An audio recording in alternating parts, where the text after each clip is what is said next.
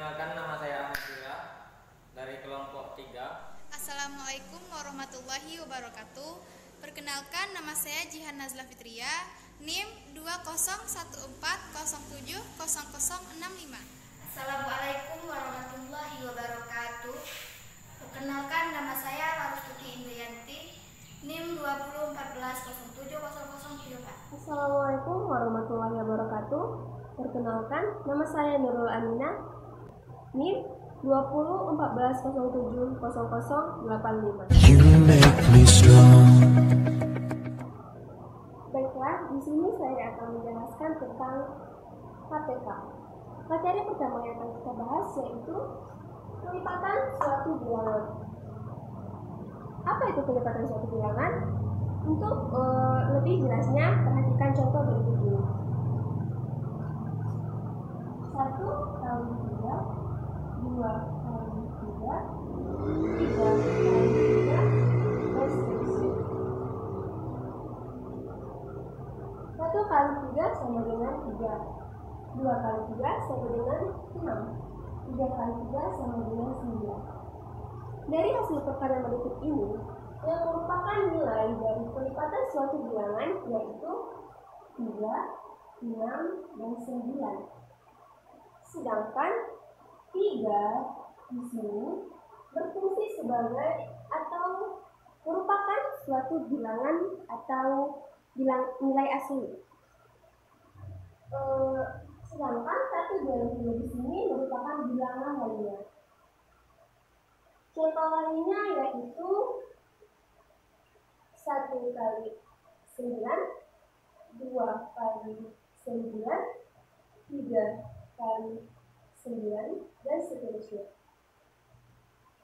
1 kali 9 sama dengan 9, 2 kali 9 sama dengan 18, dan 3 kali 9 sama dengan 27. Jadi, yang merupakan bilangan atau kelipatan suatu bilangan di sini yaitu 9, 18, dan 17. Dan yang merupakan bilangan asli yaitu 9.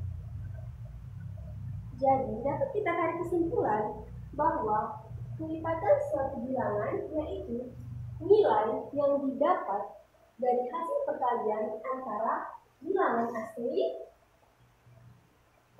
dan bilangan lainnya.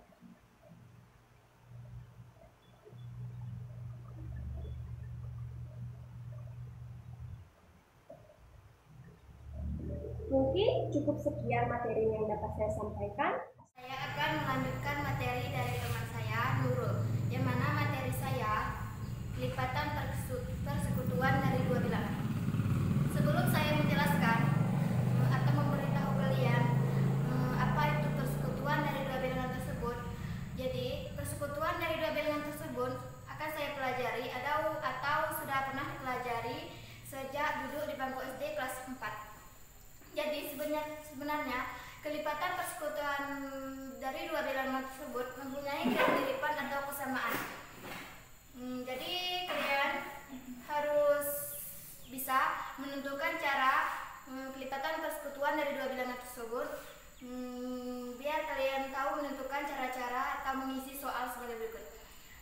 Kelipatan dan definisi kelipatan persekutuan dari dua bilangan tersebut adalah bilangan 2, bilangan 3, dan bilangan 4 mempunyai kemiripan atau kesamaan dari dua bilangan tersebut. Jadi, kalian harus paham dan juga mengerti apa itu kelipatan persekutuan dari dua bilangan tersebut. Dan saya akan memberi contohnya sebagai berikut.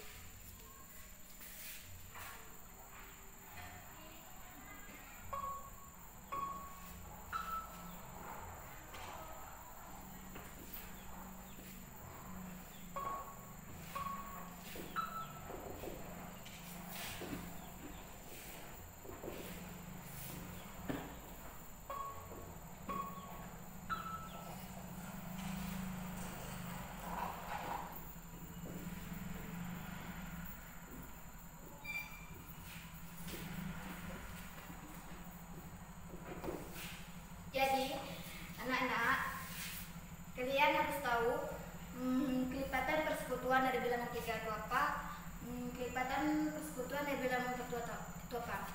Jadi, persekutuan dari bilangan 3 adalah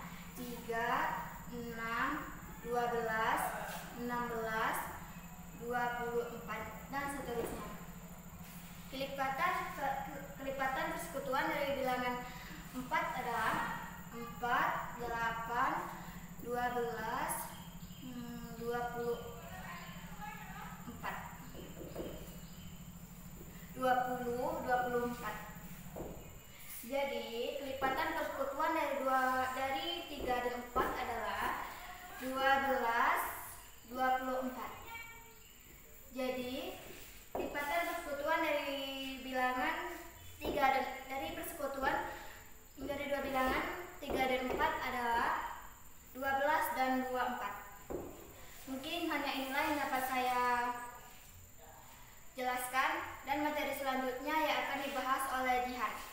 Baiklah, saya akan melanjutkan materi dari Larasati Indrianti.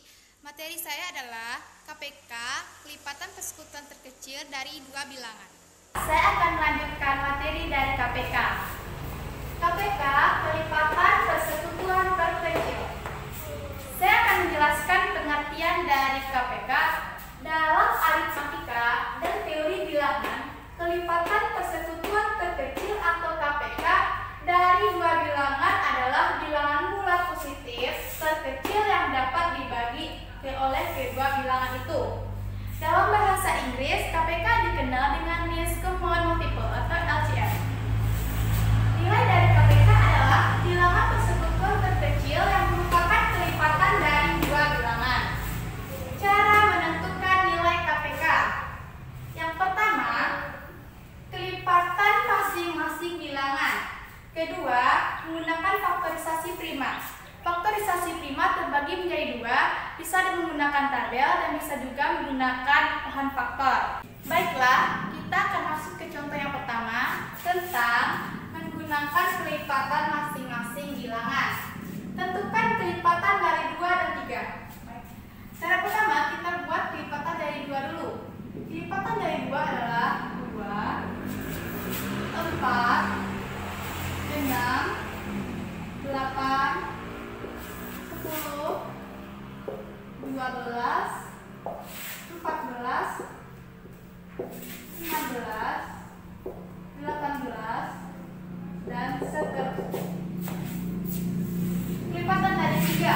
Kelipatan dari 3 adalah 3, 6, 9, 12, 15, dan 18, dan seterusnya.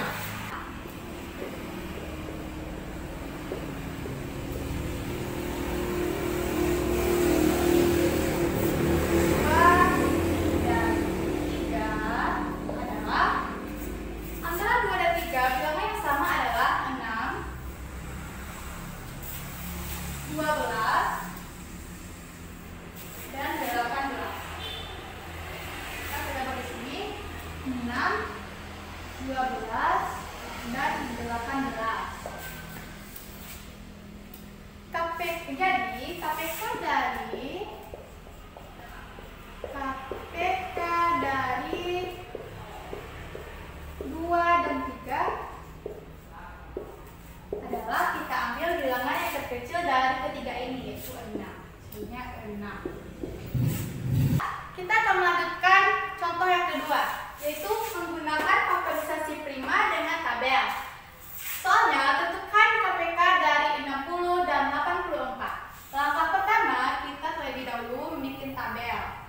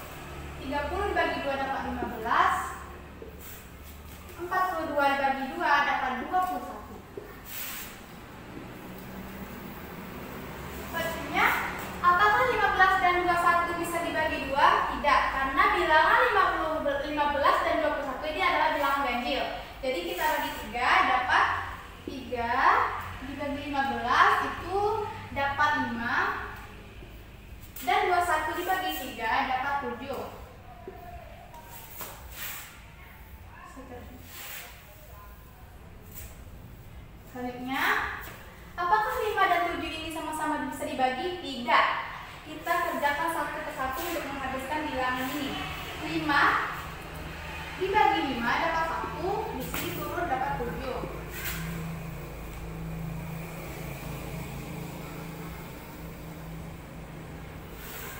7 dibagi 7 dapat 1, dan sini turun 1. Jadi KPK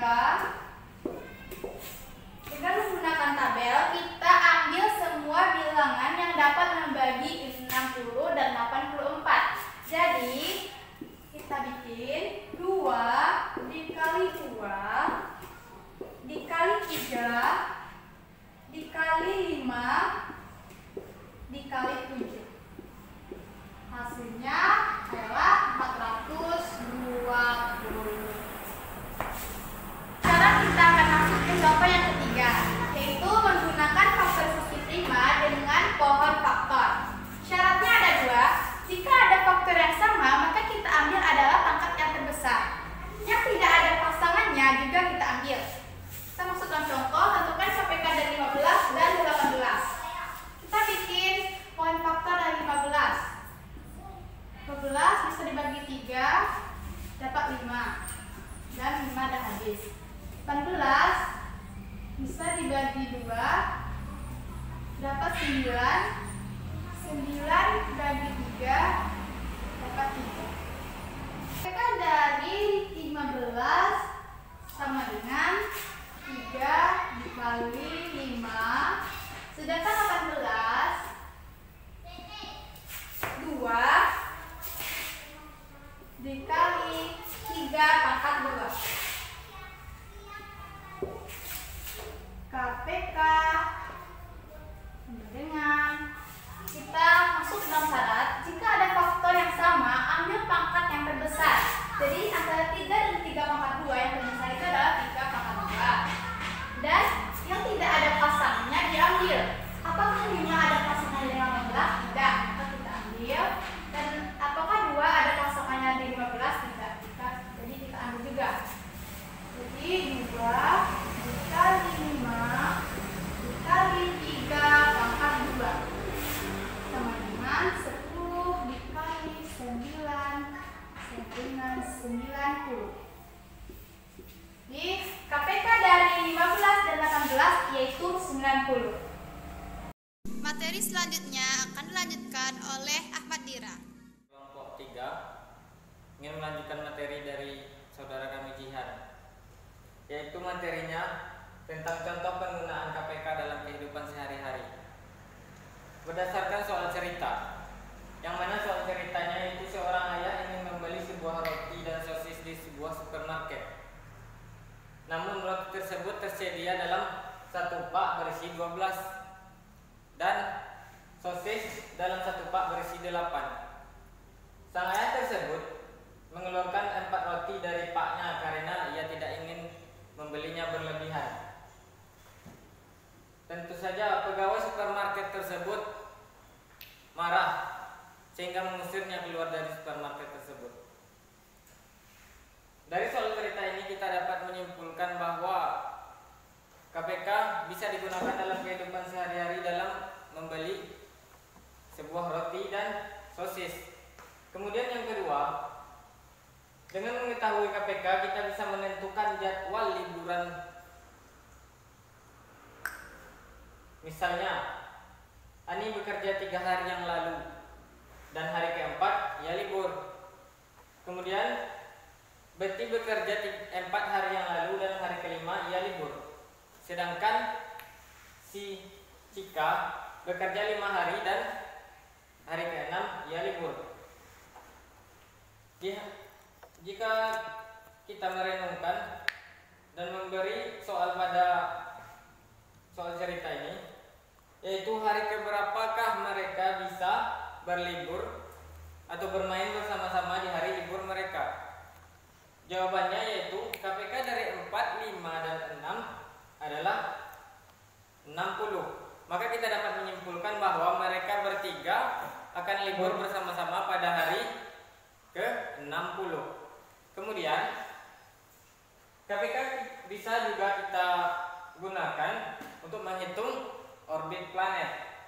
Kita semua tahu bahwa Bumi, Jupiter, Saturnus, dan Uranus mengelilingi matahari. Untuk putaran penuh, untuk satu putaran penuh, Bumi memerlukan 1 tahun. Sedangkan Jupiter memerlukan 12 tahun, Saturnus memerlukan 30 tahun, dan Uranus 84 tahun. Coba kita bayangkan dan pandangi langit dan merenungkan semua itu. Kapankah mereka atau planet-planet tersebut berada di posisi yang sama? Nah, untuk itu kita bisa memakai KPK. KPK dari 12 dan 30 adalah 60. Dan KPK dari 12, 30, dan 84 adalah 420. Nah, kita dapat menyimpulkan bahwa setiap 60 tahun Jupiter dan Saturnus berada di posisi yang sama. Kemudian setiap 420 tahun Jupiter, Saturnus, dan Uranus berada di posisi yang sama. Mungkin itu saja materi yang dapat kami sampaikan, dan kami selaku kelompok 3 mengucapkan banyak terima kasih dan mohon maaf atas semua kesalahan. Wassalamualaikum warahmatullahi wabarakatuh.